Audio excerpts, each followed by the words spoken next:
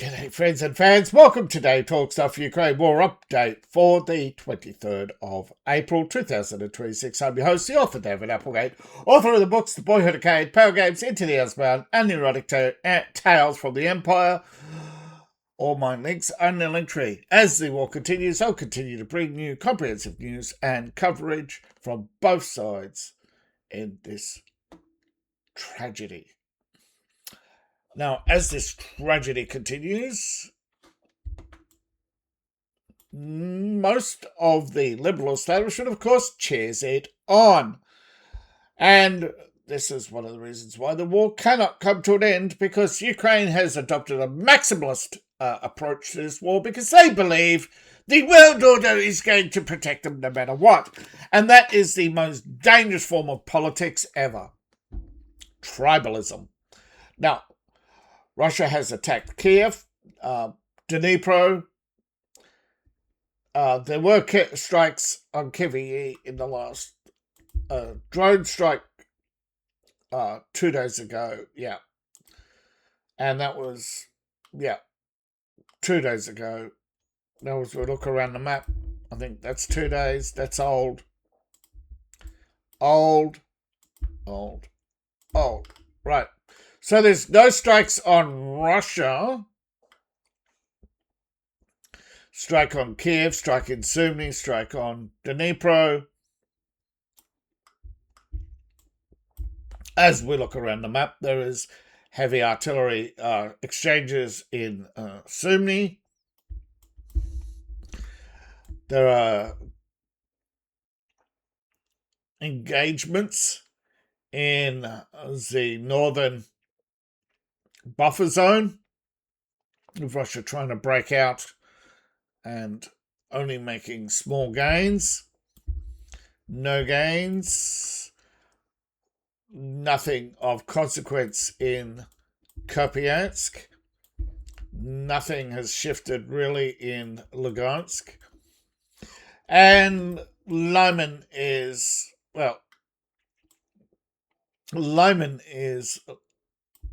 frozen.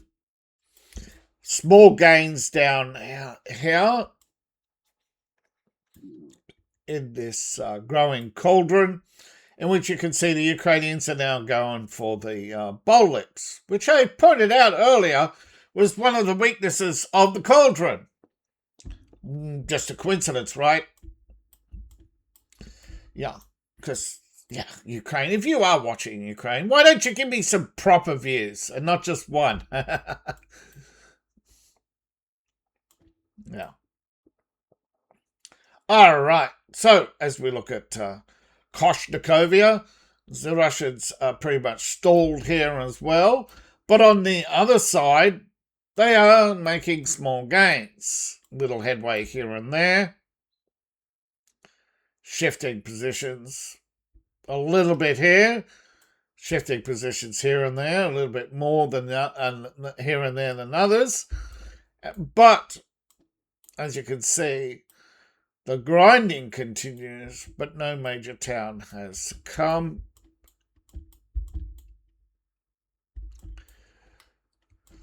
All right.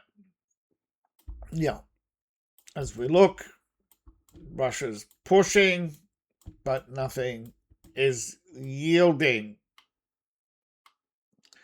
And as the lack of yielding goes on, the confidence to end this war is moderate to high in the views of the think tanks. Before I continue, the Empire Valves would please, I would like for you to support the channel. One of the ways you can support the channel is to buy my merch.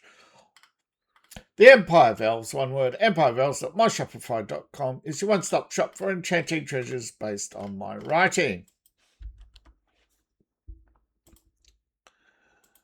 Now, according to Euronews, Banderol is highly effective. It is a new low-cost weapon that has pretty much put Ukraine's air defenses to the test. And it's allegedly soon to have a big brother. These are AI-powered drones, and soon Banderol may be joined by a much bigger, shall we say, an upgrade to the Kinzhal, an AI missile that will challenge Ukraine's air defenses. Russia's stepping up its use of the Banderol. It's relatively cheap, though it does carry a smaller warhead than conventional cruise missiles. But it's costly to intercept. Now they launched a heap of these today, and it's a cheap weapon, but an expensive problem. See, because it's in a range, they do have to launch it closer. Now, it is a fragmentation warhead, basically made of explosives, making it smaller than its counterparts that carry really big punches. But the problem is, it's so elusive. And on radar, you don't know if this is a Banderol or one of its big brothers. And trying to stop these missiles is starting to take its toll on stockpiles. Ukraine runs out, and Russia hits them harder. Ukraine rushes all sorts of interceptors and everything in its path. It has to step up its daily flights. It's seeking to get more aircraft in the air. It's doing deals that it doesn't want to do, and that is selling its drone technologies off to trying to desperately increase the amount of interceptors. Now, this is why UK is going broke to help Ukraine.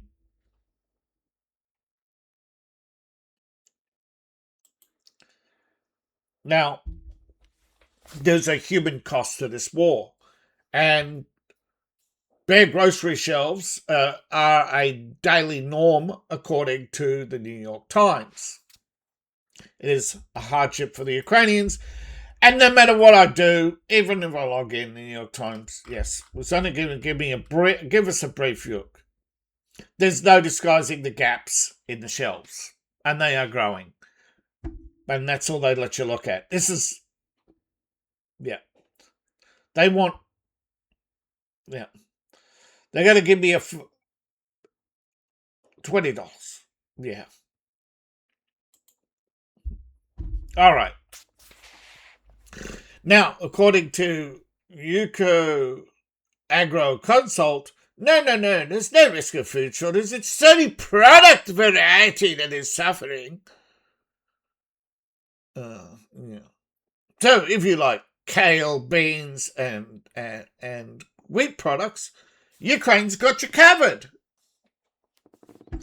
But if you like milk, meat, some potatoes, I think and a lot of dairy, yeah, you're going to face temporary shortages only. There's only a limited choice of certain food products. So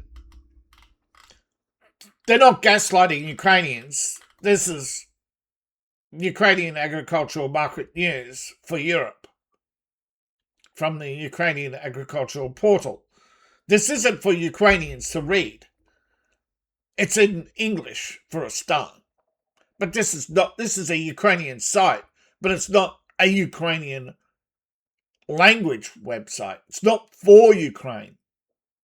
So the propaganda is for the liberal establishment so that the cud chewers will just pat themselves on the back and say, see, Ukrainians aren't suffering. It's only the Russians who are suffering. Everything else is Russian disinformation.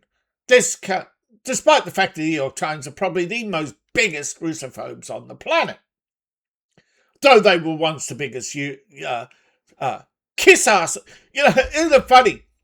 20 years ago, they were glorifying Russia. And for 40 years before that. Of course, communism ended, and they took it as a personal insult.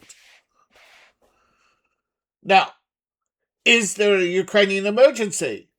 Well, I think the numbers tell you that if a country of 42 million has a quarter of its population unable to feed themselves, that is not an emergency. That is a crisis.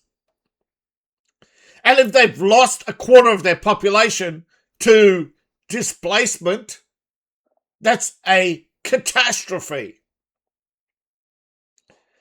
And yeah, you can't make it up. Well, although, let's be honest, only 5.95 million have left Ukraine, but the internal displaced people as of February 2026 are increasingly around 10,000 a day being bussed outside of Ukraine because they can no longer be fed by Ukraine. So when they say there's no food emergency, then why are you bussing people out of Ukraine? Yes, it's a war. There will be internally displaced people. Absolutely.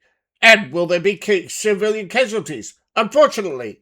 But when the dire emergency and winter assistance... So who's lying? Well, everyone is. Because they all got a reason to lie. They got... 127 billion reasons to lie. And on top of that 127 billion they get in government assistance, they raise up to another 60 billion. 60 with a B. So do they have any reason to tell you the truth about the state of Ukraine? So, other than the human tragedy, who probably has no reason to lie because the human tragedies for all to see, everyone but the United... For once, the UN isn't lying. That's the sad part about it. They're probably actually underestimating the numbers, given the numbers as of February. Now, why February? Because it's a reliable end of a period that they have they can't afford to keep taking head counts. They are bussing people out, but they don't. But if they say, hey, we're actually decreasing number, if this number starts to go down, then yeah, they're going to, people are going to say, oh, well, we don't have to give as much, do we? So they always have to have numbers go up. So when numbers do go down, yes, they lie and stop and delay and say, oh, but those are February. So although I expect to only see these numbers next year when people have long forgotten what the Ukrainian emergency looks like, and these web pages are very hard to find sometimes in archived information. But there are web trackers like Ground News and stuff who have very good archives if someone wants to sponsor the channel for that. Does Fedorov have a point? He's doubled his calls for elections. Now, the protests in Ukraine are rarely covered, but they're believed to be ongoing in the People's Square. Now, he has given Channel 24, I guess that means something big in Europe, or it's probably their English language service, calling for Ukrainian elections. It's probably why he chose Channel 24, if it's a English language service, is it means it can't be blocked by Ukraine. Various schemes for their own interests. That's every politician ever, isn't it? That's the why we dislike our politicians so much. You see them keep getting richer. You see them with you see them campaigning with nice clothes, and as soon as the campaign's over, you'll never see them again. They're never in their office.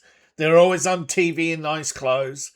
It's hard when you're hurting to watch politicians who talk about hardships and how they're down with the cause, man, And when they go on TV, they got the nicest clothes, they've got the nicest haircuts, they're always at the nicest tea parties, they're always at the nicest events, and all they do is, but I'm fundraising, I have to go to these things, you know. And then you see them having a jolly old laugh with each other. And you suddenly realise that Carla was right, that it's a big club and you're not in it. But Fedorov didn't like the big club. He didn't want the wine and cheese. He didn't want the trappings of office. He actually wanted to do something for Ukraine. He's either a rare individual I suspect this is actually somewhere in between, that he's either a nice individual or a cunning predator who's having you for a laugh, realising the only way to take down Zelensky is to be the servant of the people and do exactly to Zelensky what he did to the last president. Don't run on facts, just undermine him in every aspect and every mistake he's ever made. So Zelensky's finally getting his comeuppance. He's getting played for what he is, a phony. That there are many people, including Volodymyr Zelensky, who's built various schemes over the years to further their own interests. That's everyone ever. But when it comes to politics, there's supposed to be rules. And that is, you can't use the inside information and leave as a government to enrich you and your friends. Unfortunately, that's every government ever has never, ever, ever been able to root out anything other than surface level corruption.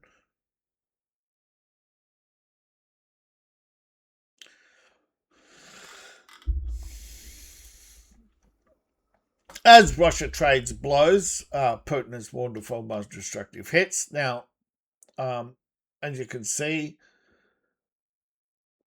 pickup trucks, delivery vans, these are logistics hubs that have been hit.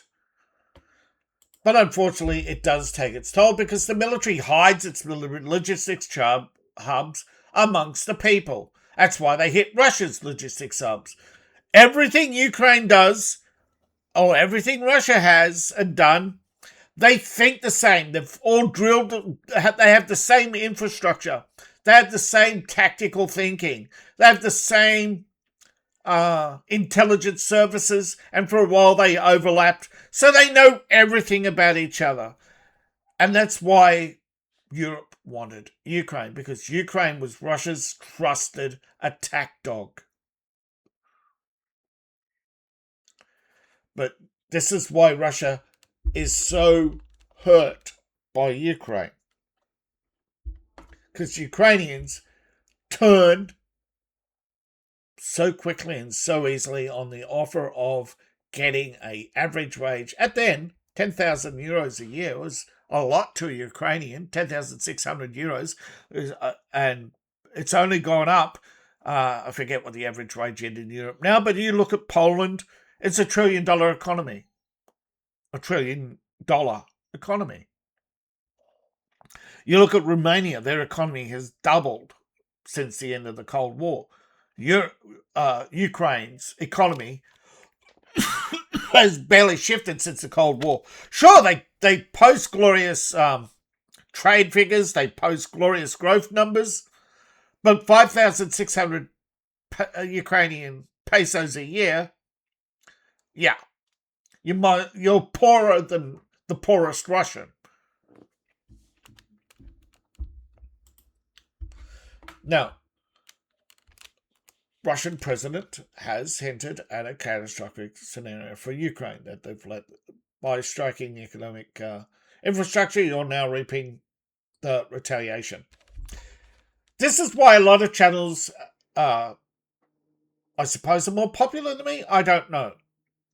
Right now, people don't like the fact that I point out the truth. People don't want the truth. They flock in by the thousands to Ukrainian channels that tell them, or to show you Russian tanks being blown up, Russian buildings being blown up.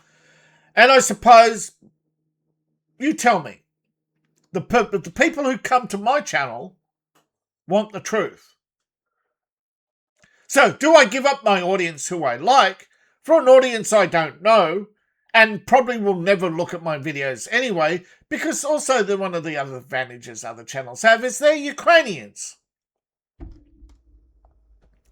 Now, yes, they're in Canada and Britain and getting paid by those governments to lie to you, but there is no denying that Russia's taken an infrastructure hit and that Russia's hitting Ukrainian infrastructure.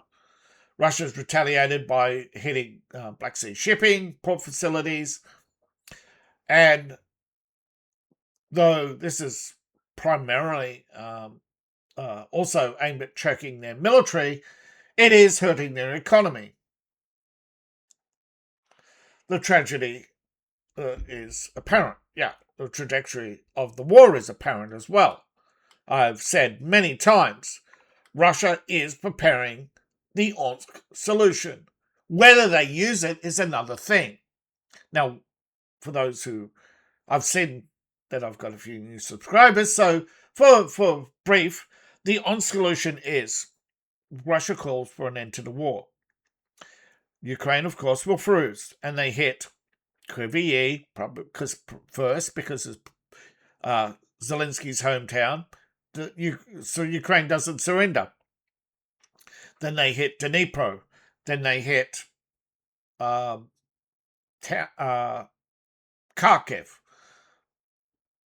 Lviv. I don't know if they'd hit Zaporozhye. I don't know if they'd hit Odessa. Mykolaiv, Nikopol, Sumy. Then they start hitting suburb by suburb of Kiev. If Ukraine does not surrender, they will kill an estimated 2 to 5 million people. Ukraine won't stand a chance.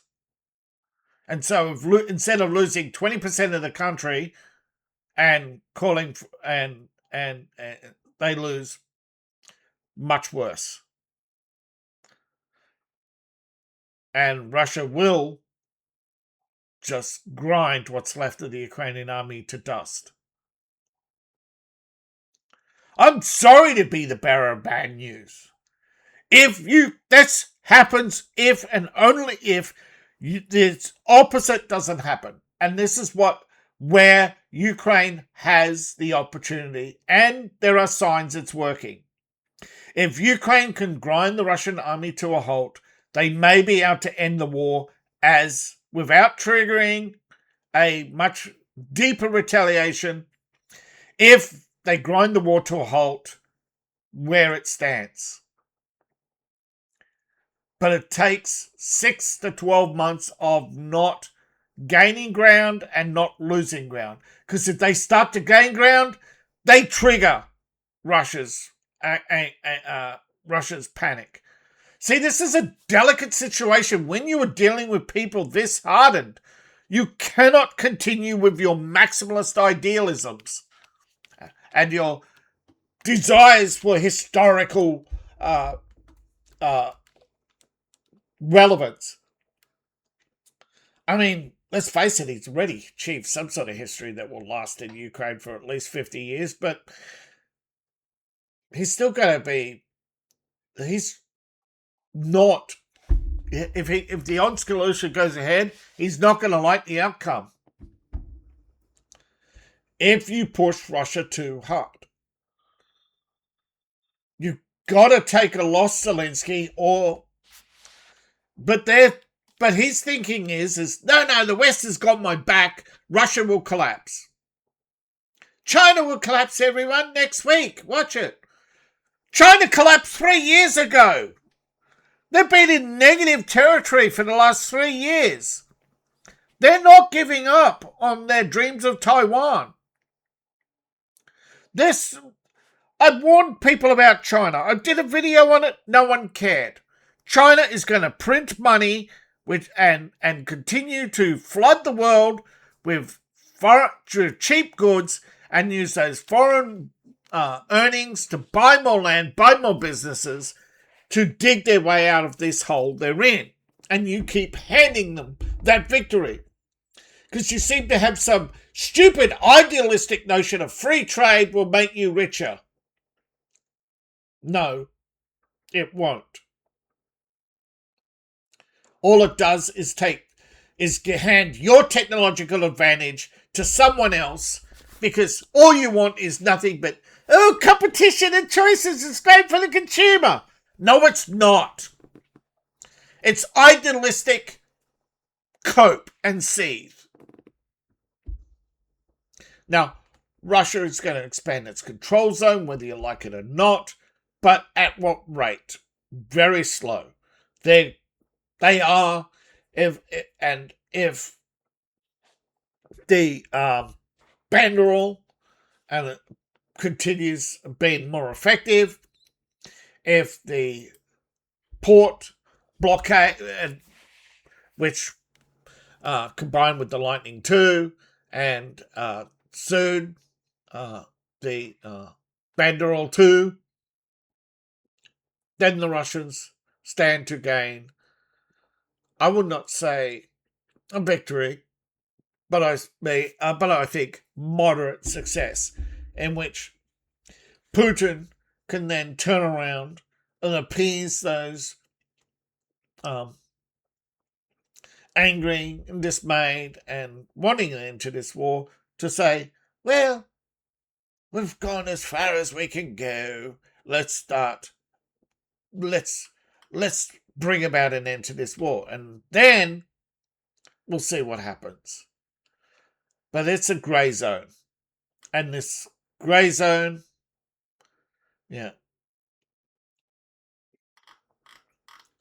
in central Donetsk,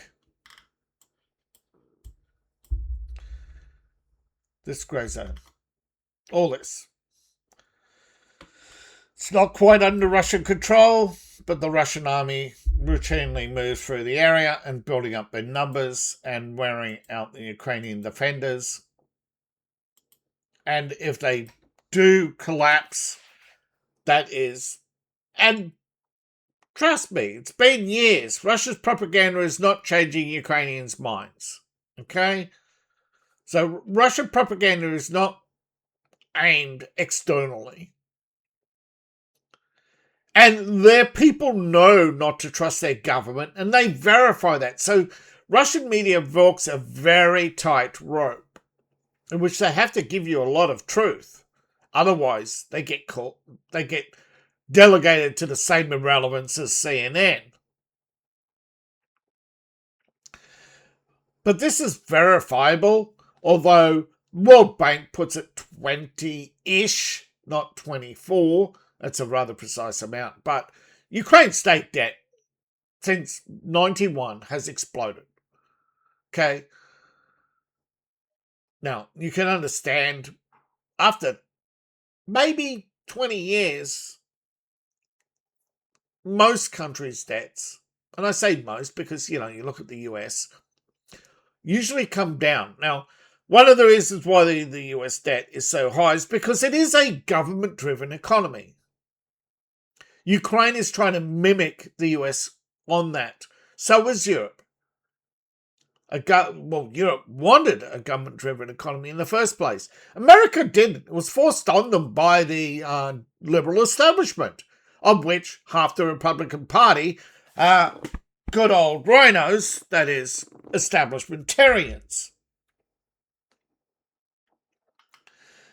Now, what are the consequences? Well, it's gone from 13 billion to 166 billion. And don't forget, that doesn't include the fact that it's had already 700 to 800 billion in gifts, which it can never repay. And don't forget, its borrowings. This doesn't include the latest 93 billion, because that hasn't actually gone through. It's only been prepared. It should start, and is only trickling in roughly $1 billion to $2 billion a month. So that's why it's growing at such a rate. But don't forget, Russia is also cutting into its earnings of several million a day. And why is Russia doing that? Because you're doing that to Iran, because Ukraine is doing that to Russia. The retaliation, the entire BRICS nations. Russia is counting on BRICS for its economic survival, but in reality, what Russia doesn't understand, although it has no other options, is that China and India are using BRICS and don't need BRICS and using it to pretty much turn Russia into a satellite slave state, pretty much permanently hooked to them and at their mercy because they can't leave. It's like Liechtenstein or Bulgaria or any of the other, or Greece, states that are dependent on the EU.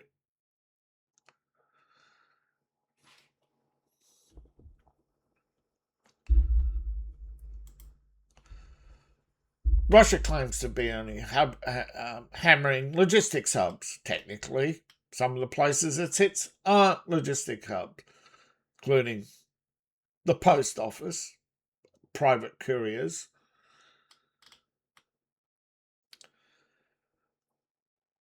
Wouldn't say they crippled the supply lines, more like severely dented, but not enough. Not enough that we see any results on the battlefield. So the air supply, air cargo logistics, I forget the name of the company, but you know them as Air America, but that's not their name now. But air logistics companies are now reporting nice little healthy profits. That means a lot of private planes are flying from Poland, Romania, Hungary, Czech, is probably all the way to Austria and Germany will be flying in. And then don't forget the 7,000 trucks a day crossing the border, most of which come back. And I bet you one of the ways to get trucks to come back is to turn a blind eye to all the cigarettes and food they bring with them. So right now, it is a stalemate with 51 to 49, 49 being the Ukrainians. The Russians up slightly. That's it. It is a grind. It is soon than later going to crack, and then we'll see which side buckles. But overall, there is mixed reports about the European economy, the UK economy, and how long can the world economy continue to prop itself up with artificiality. But of course, the liberal establishment believes in an intermixed economy bringing peace. Well, they're wrong. We can see they're wrong. There are many other conflicts other than the Ukraine war. It is just sole proof that Europe, ideologically captured by failed ideology that is older. You know, liberalism started with Plato before Plato's time in ancient Greece. Plato was killed, in fact, by Draco, one of the Athenian dictatorships. Adolf was not the first dictator to be elected. It was the king of Athens. Though technically he was a king, so yeah. But liberalism is ancient. They established Rome and then destroyed it. Though Rome was held by the Republicans for a long time. Republicanism is also old, by the way. So you think today's politics is modern? It's more of the same for the last 2,000 years. All these feminists who keep saying they're evolved, no, they're not. They're not evolved. They're morons with an ego and a chip on their shoulder. They're arrogant and ignorant. But thank you for watching. Please like, share and subscribe. Please support the channel. If you want solutions, keep on watching, keep on supporting. Support me on Ko-Fi, Patreon. Join my RPG Patreon, please. $1 a month. Buy my books, buy my merch. All my links are in the link tree description below, in my profile. Scan the QR code on the screen. Appreciate each and every one of you. See you in the next video, and bye for now.